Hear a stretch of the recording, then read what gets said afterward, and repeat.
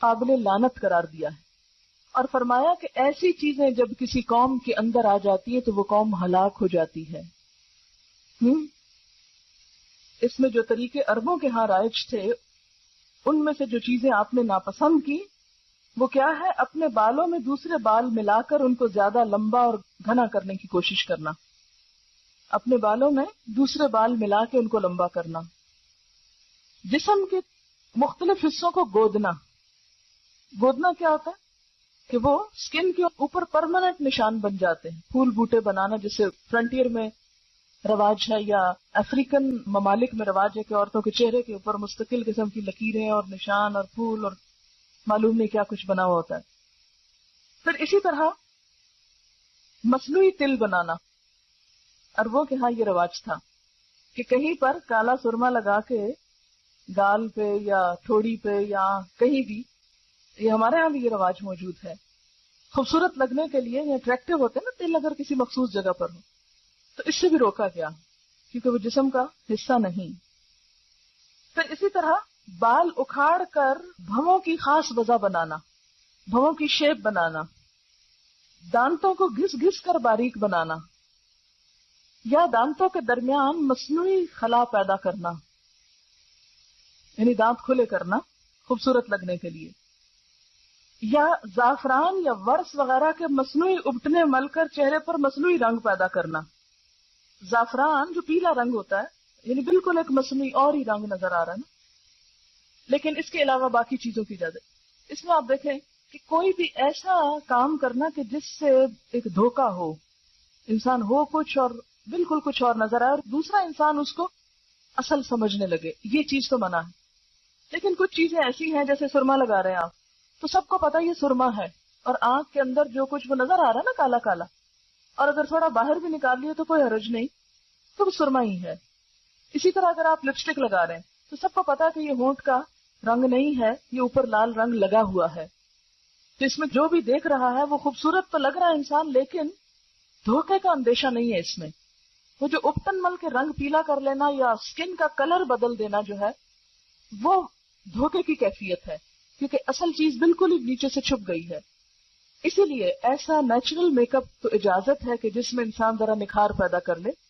اس کی اوریجنل کچھ نہ کچھ چیز نظر آ رہی، لیکن وہ کہ جو بالکل ایک نئی چیز بنا کے رکھ دے، جیسے ہمارے ہاں عموماً بیوٹی پارلرز پر جب دلہنیں تیار ہوتی ہیں تو اصل نہ کھال نظر آتی ہے، نہ بال نظر آتا ہے، کچھ بھی نہیں، بالکل ایک نئی مخلوق نظر آتی، اور جب شوہر ان کو اس روپ میں دیکھتا ہے تو ایکسپیکٹ کرتا ہے کہ بیوی ایسی ہو۔ تو اس لیے دلہنوں کو بھی ایسا سنگھار کرنے سے روکا گیا ہے کہ جو بالکل آرٹیفیشل قسم کا ہے۔ کوئی بھی پرماننٹ نقش و نگار جیسے وہ گودنا اور گدوانا جس کو کہتے ہیں، یا آرٹیفیشل اتنی کلر کوٹنگ کہ اصل سکن کا پتہ ہی نہ چلے، یا اسی طرح بھووں کی اصل شیپ کو بدل کر کچھ سے کچھ یا ساری اتار کے تو اپنی مرضی سے پینسل لگا کے ایک نئی شیپ دینا، یہ سب اس میں آ جاتا ہے۔ ہاں بھویں مثلاً یہاں سے دو جڑی ہوئی ہیں، تو اب یہ کیا ہے کہ یہ ایک اوریجنل عورت کی شکل نہیں ہوتی، ایک بیماری آپ کہہ سکتے ہیں۔ تو اس میں اگر ان کو الگ کر لیا جائے تو وہ فطرت پر لانا ہے، فطرت میں تبدیلی نہیں ہے۔ فطرت میں تبدیلی کیا ہے کہ اصل سارا کچھ اتار دیا آپ نے اور اپنی مرضی سے لگایا، اور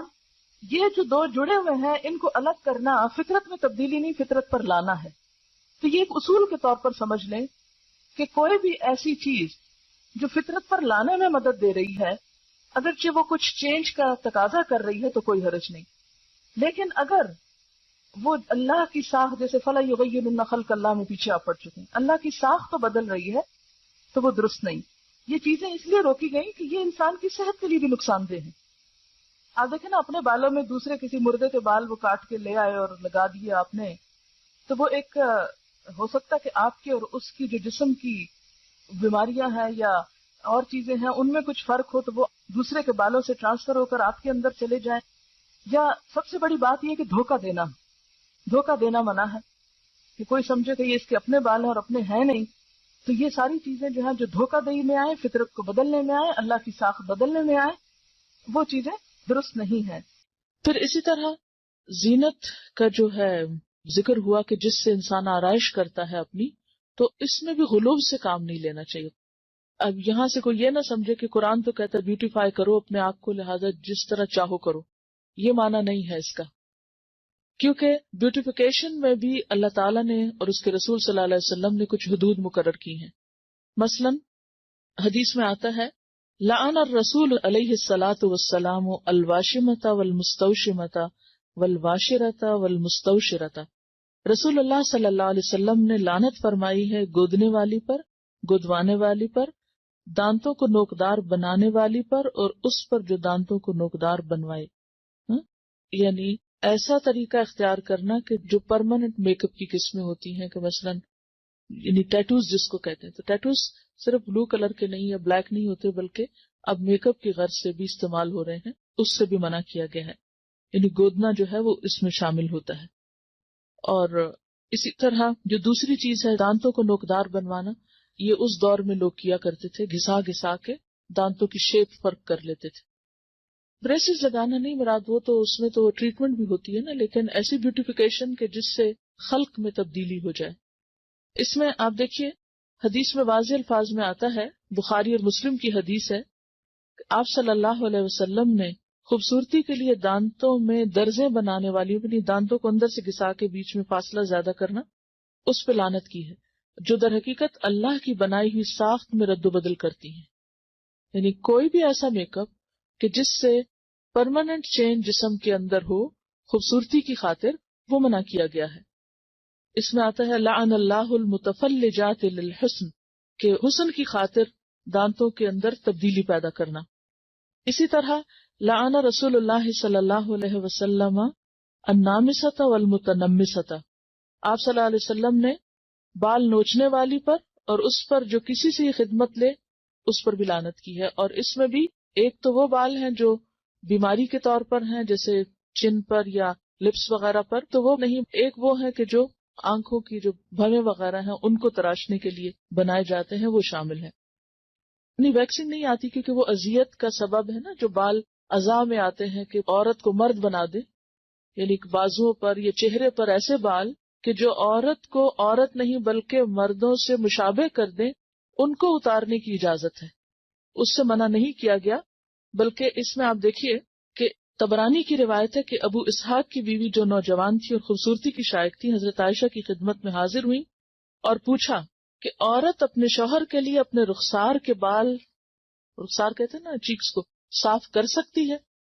حضرت عائشہ نے فرمایا اذیت کو ممکنہ حد تک دور کرو، کیونکہ یہ اذیت کا باعث ہے. یعنی عورت کے منہ پر بال جو ہیں وہ مرد کے لیے اذیت کا باعث ہے. تو یہ کتاب اللباس فتح الباری میں روایت آئی ہے، تو اس کی اجازت ہے. اسی طرح بالوں میں بال جوڑنا جو ہے، جوڑا بنانا یا بالوں کو کسی بھی طرح پیچ کر کے اس میں لگا کے خوبصورت بننا جو ہے وہ بھی منع ہے. حدیث میں آتا ہے، بخاری کی روایت ہے، اللہ تعالیٰ نے بال جوڑنے والی اور جڑوانے والی عورت پر لعنت فرمائی ہے. اور اس میں آپ دیکھیے کہ ان ساری جو احادیث ہیں ان میں ایک چیز مشترک ہے، اور وہ کیا ہے؟ لعنت کا لفظ. یعنی اللہ کی رحمت سے دور ہیں ایسے لوگ. ایک اور حدیث میں آتا ہے کہ بنی اسرائیل اس وقت ہلاک ہوئے جب ان کی عورتوں نے ایسے کام کیے. یعنی بنی اسرائیل کی ہلاکت کے پیچھے بھی ان کی عورتوں کی حد سے زیادہ زینت میں دلچسپی تھی. پھر اسی طرح ایک اور حدیث ہے جس سے پتہ چلتا ہے کہ بالوں کے اندر اگر کوئی جیسے دھاگے کے یا اون کے کوئی پیچز لگائے جائے تو منع نہیں ہے زینت کے لیے، جیسے چٹیا ڈالتے ہیں یا مہندی یا پراندہ یا وہ جو کلپس وغیرہ ڈالتے ہیں یا بیڈز ڈالتے ہیں، اس سے منع نہیں کیا گیا کیونکہ وہ پتہ چل رہا ہے کہ کوئی ایکسٹرا چیز ہے. اور پھر اسی طرح یہ ہے کہ خضاب لگانا جو ہے، یعنی بالوں کو رنگ لگانا، اس میں سیاہ رنگ سے منع کیا گیا ہے. لیکن جو نیچرل کلر ہے جیسے مہندی ہے یا کوئی بھی نیچرل کلر ہے اس کی اجازت ہے. بالکل ٹوٹلی کالا کرنا جو ہے وہ منع ہے، مگر کالے کے علاوہ اور رنگ جو ہے ان کی رخصت ملتی ہے. اس میں ہم دیکھتے ہیں کہ واضح طور پر حکم ہے. ابو ہریرہ کی روایت ہے کہ نبی صلی اللہ علیہ وسلم نے فرمایا یہود و نصارہ خضاب نہیں لگاتے، تم ان کے خلاف طرز عمل اختیار کرو. یعنی بال سفید رکھنا پسندیدہ نہیں، ان کو رنگنا زیادہ پسندیدہ ہے. ٹھیک ہے. یعنی بعض لوگوں کا خیال یہ ہے کہ کلر کرنا جو ہے یا خضاب لگانا جو ہے وہ شاید تقوی کے خلاف ہے. تو اس کے برعکس آپ نے کیا فرمایا کہ یہود و نصارہ اس کو نہیں پسند کرتے، کیونکہ ان کے ہاں بزرگی کی علامت کیا ہے کہ اپنے بال وائٹ کر لو، لیکن آپ نے کیا فرمایا کہ نہیں، تم رنگو۔